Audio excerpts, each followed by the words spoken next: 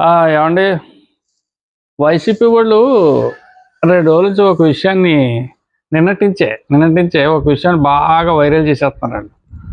మన మాజీ మంత్రి కుర్సాల కన్నబాబు గారు, అలాగే మన ఆర్కే రోజా గారు, వీళ్ళందరూ కూడా ఏంటంటే, ఈ ఏడాది సంక్రాంతి పండుగ ఎవరో జరుపుకోవట్లేదు, వాళ్ళకి డబ్బులు లేవు పాపం జనంలోని, నిత్యావసర వస్తువుల ధరలు విపరీతంగా పెరిగిపోయాయి, పిండి మంటలు వండుకునే ఇబ్బంది వచ్చేస్తుంది.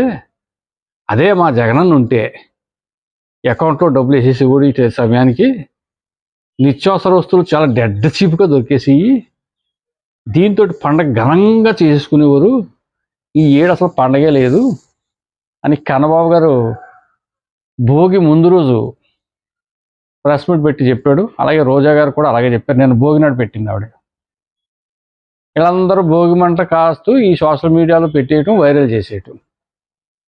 ఇలా తెంగరోళ్ళండి, నన్ను అడిగితే నీ వైసీపీ వాడు పాపం తెంగరోళ్ళు మాట. వీళ్ళకి ఏం తెలియదు, జనం ఏమనుకుంటున్నారో, జనం ఏం ఆలోచించుకుంటున్నారో, జనం ఏ మూడ్లో ఉన్నారో కూడా వీళ్ళకి అర్థం కాదు. వీళ్ళ స్టైల్ వీళ్ళదే, వీళ్ళ సోది వీళ్ళదే. నేను చెప్పాలంటే నిజమైన సంక్రాంతి ఈవేళ జరుపుకుంటున్నారు. ఈ 5 ఏళ్ళ నుంచి పండగ సరిగ్గా జరుపుకునే లేదు.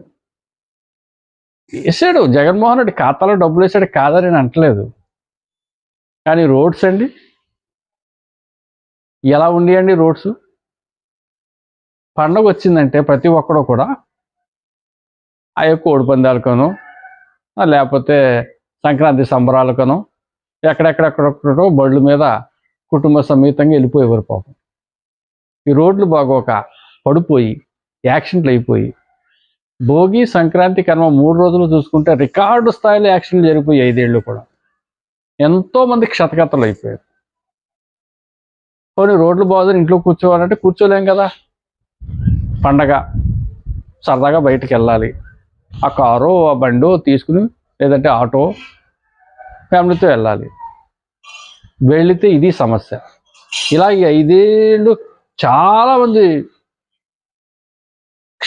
క్షతగాత్రులు అయ్యారు, ముచ్చివాత కూడా పడిపోయారు చాలామంది. రికార్డు ఉంది నా దగ్గర, కావాలండి. ఎందుకంటే ఇవన్నీ చెప్పుకుంటూ వెళ్తే టైమింగ్ ఎక్కువైపోతుంది వీడియో.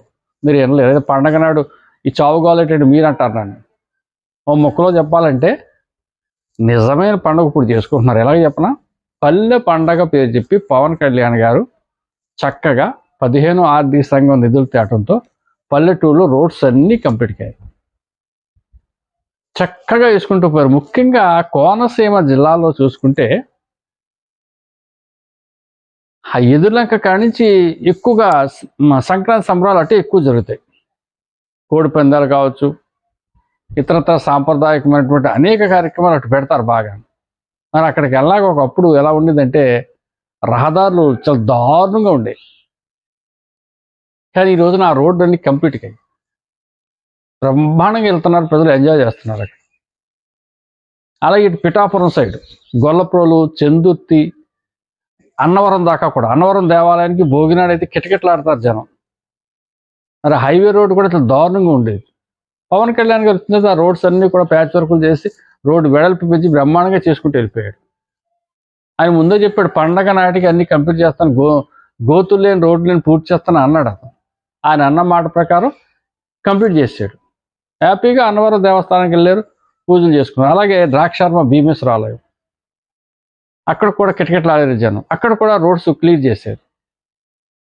అంతర్వేది లక్ష్మీ నరసింహస్వామి ఆలయం, ఆ సామలకోట భీమేశ్వర స్వామి ఆలయం, ఇవన్నీ కూడా ఒకప్పుడు రోడ్స్, సామలకోట రోడ్ అంటే దారుణం అండి బాబు, దరిద్రంగా ఉండేది. ఇప్పుడు బ్రహ్మాండంగా ప్యాచ్ వర్కులు చేశారు, మొక్కలు పోయిన చోట అక్కడక్కడ వేసుకుంటూ వెళ్ళిపోయారు. రోడ్స్ అన్నీ బాగున్నాయి, బ్రహ్మాండంగా ఎవరి మట్టుకాలు వెళ్ళి పనులు చేసుకుంటున్నారు, ఆ పండగ సరదా చేసుకుంటున్నారు. ఇక రెండోది, ఇంక డబ్బులు. జగన్మోహన్ రెడ్డి డబ్బులు వేసారంటారు. జగన్మోహన్ రెడ్డి వేసిన డబ్బులు ఎంత? సాడే తీను. కానీ వీళ్ళు ఈ రోడ్లు వేశారు కదా, ఈ రోడ్లలో ఎంతోమంది వీళ్ళే ఈ కాంట్రాక్ట్ వర్కులు చేసుకున్నారు, ఆ రోడ్డు పనులకు వెళ్ళారు,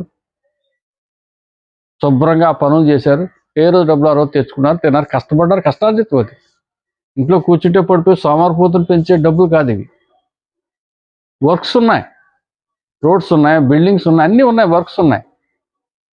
ఆ వర్క్స్ అన్ని చేసుకున్నారు వీళ్ళు. కూలీ నాలి చేసుకునే వాళ్ళు కదా ఈ పండగ ఎక్కువ సెలబ్రేట్ చేసుకునేది. రైతులకు పంట బాగా పండింది. మరి ఇంతకుముందు పంట పండి ఆ ఆర్బీకే తూతి ఎప్పుడుకో వేసేవాడు. తొలకరి పంట ఏమో దాళ్వాకి లేదా మళ్ళీ తొలకరికి, దాళ్వా పంట లేదా తొలకరికో మళ్ళీ దాళ్వాకు వేసేవాడు డబ్బులు. ఇప్పుడు అలా కాదు కదా. అదండి మనోహర్ గారు ఏం చెప్తారు, ధాన్యం చూసిన 24 గంటల్లో మీకు డబ్బులు మీ ఖాతాలో పడతారు. అలాగే పడిపోయింది. కొన్ని ఖాతాలో పడిపోయినాయి, కొన్ని క్యాష్ తెచ్చేసుకున్నారు. 75 కేజీలు బస్తా 1675 రూపాయలకి శుభ్రంగా అమ్ముకున్నారు, డబ్బులు తెచ్చుకున్నారు. మరి ఈ రోజున రైతు కళకళలాడుతున్నాడు.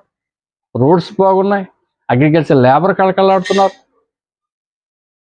ఈ ఎక్కడెక్కడ డెవలప్మెంట్ యాక్టివిటీస్ ఉండటం వల్ల అందరూ కూలీ నాలు చేసుకున్న వాళ్ళు ఇంటి డబ్బులు శుభ్రంగా ఉన్నాయి. పండగ ఆనందంగా చేసుకుంటున్నారు. నిత్యావసర వస్తువులు పెరిగిపోయాయి ఏమీ కాదు. వీళ్ళు ఏదో చెప్పాలని చెప్పడం తప్పితే ఈ రోజున నేను చెప్తున్నాను, చంద్రబాబు నాయుడు గారు, పవన్ కళ్యాణ్ గారు యొక్క తీసుకున్న నిర్ణయాల యొక్క ఆ ఫలితం ఇప్పటి నుంచి స్టార్ట్ అయింది కాబట్టి, ఈ పండుగ నుంచి ఆరంభమైంది కాబట్టి బ్రహ్మాండంగా పండుగ అందరూ చేసుకుంటున్నారు.